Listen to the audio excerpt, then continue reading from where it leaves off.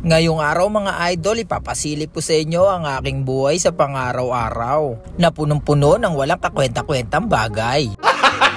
At sa pagkakataon nga na to mga idol, 7:49 na ng gabi.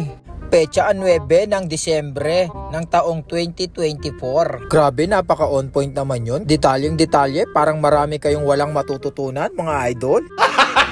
Sa mga oras na nga pala na yan mga idol ay inaantay ko ang aming project director. At nung naidrop ko nga siya sa kanyang hotel, bumalik na nga rin pala ako sa aming paradahan para makauwi na rin at makapag-out. Dahil medyo gumagabi na rin mga idol. At saka sobrang layo rin kasi ng bahay namin dyan sa aking pinapasukan.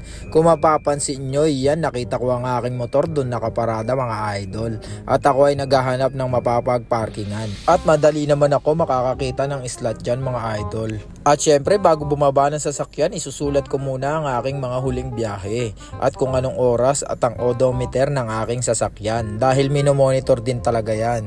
Out nga pala ako ng 8:14 ng gabi. Ganito nga pala ang proseso ng aming pag-out. Pipicturean lang namin yung sasakyan at ipapasa namin sa Viber. Kasabay ng pagtatype ko ng thank you all, see you tomorrow. Same lang din ang proseso sa pagpasok namin sa umaga. At dali-dali na nga rin pala akong pumunta sa aking motor para makauwi na dahil medyo malayo-layo rin pala. Kagaya niyan, nasa Manila na ako niyan ang aking binidyoan sa may Padre Burgos at dito naman talon tayo sa may Santa Cruz na.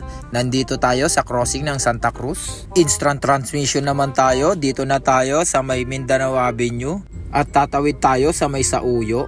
Syempre, bibilisan din natin at tatalon ulit tayo. Dito na tayo sa Novaliches naman mga idol. Kung ganun lang sana kadali mga idol, napakadali sanang umuwi at pumasok. At dito nakakita ako sa Novaliches na nag-i-skateboard gabing-gabi na. Buti pa sila, ang mga kabataan walang kaproblema at nang pag-oli niya biglang nasagasaan ng bus. Pero joke lang yun, nasa kabila siya. Time check, 9:53 na nang nakauwi ako sa bahay mga idol. Syempre, ang unang bubuksan, ang kaldero at nakakita nga ako ng adobo with tokwa at saka syempre bahaw. Muntik na nga rin akong hindi natira ng matamis na saging, kaya kakainin na natin yan dahil gutom na tayo mga idol. At kakain na tayo syempre dahil minamadali rin natin ang mga oras para makatulog din tayo kaagad dahil maaga pa tayo kinabukasan mga idol. Niraratrat ko na nga rin pala ang pagkain dyan dahil sa totoo lang mga idol, sa akin ay napakahalaga ng oras kaya wala talaga akong sinasayang na bawat sandali.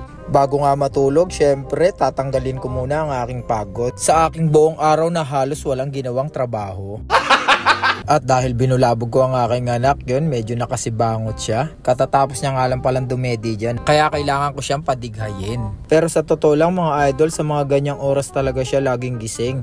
Kaya medyo hindi talaga rin nagkakaroon ng kumpletong tulog ang aking asawa. Kaya hindi ko na rin siya iniistorbo. 5 minutes later. At gumising na nga ako dahil tumunog na ang alarm, alas 3 na ng madaling araw. Ako na nga rin ang mag-aasikaso ng aking sarili syempre. Ako na rin ang magpapakulo ng tubig na mainit para sa aking pagkakape at magsasaing na rin ng pwede kong baunin. Dahil sa mga oras na yan mga idol, dyan palang nagbabawi ng tulog ang aking asawa. Sa ganyang oras pa lang din kasi masarap ang tulog ng aming bunso, ang aming baby na si Clovet. Pero maya-maya gigising din kagad yun kasi maigsi rin talaga ang tulog ng aking baby. Maya't maya gising din talaga dahil kada 2 oras talagang gumigising siya at laging nagugutom. Gustong dumedi lagi. Mas nalulungkot nga ako mga idol dahil may kaagaw na ako. Ngaks! Gago! At habang nagsasaing nga ako mga idol, sinasabayan ko yan ng pampagising ng aking natutulog na kalamnan para ako'y pagpawisan at magkaroon din ako ng maayos na pakiramdam. Dahil konti lang ang aking nagiging tulog mga idol, kinakailangan at pwede kong i-offer sa inyo yan. Yan ang dapat nyong gawin para mas maayos din na dumaloy ang dugo sa inyong buong katawan. Kung kaparehas ko rin kayo na maigsi lang ang nagiging tulog at mas madalas kayo sa inyong mga trabaho, isa yan sa aking may i-offer sa inyo, ang pag-e-exercise mga idol.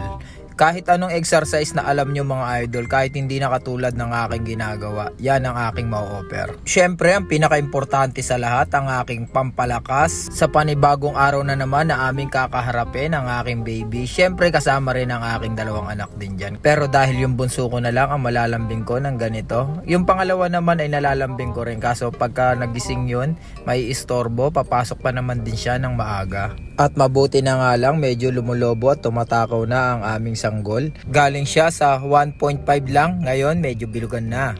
At dahil marami kayong walang natutunan sa aking video, ako'y papasok na mga idol at magpapaalam na rin sa inyong lahat. And thanks for watching. Goodbye!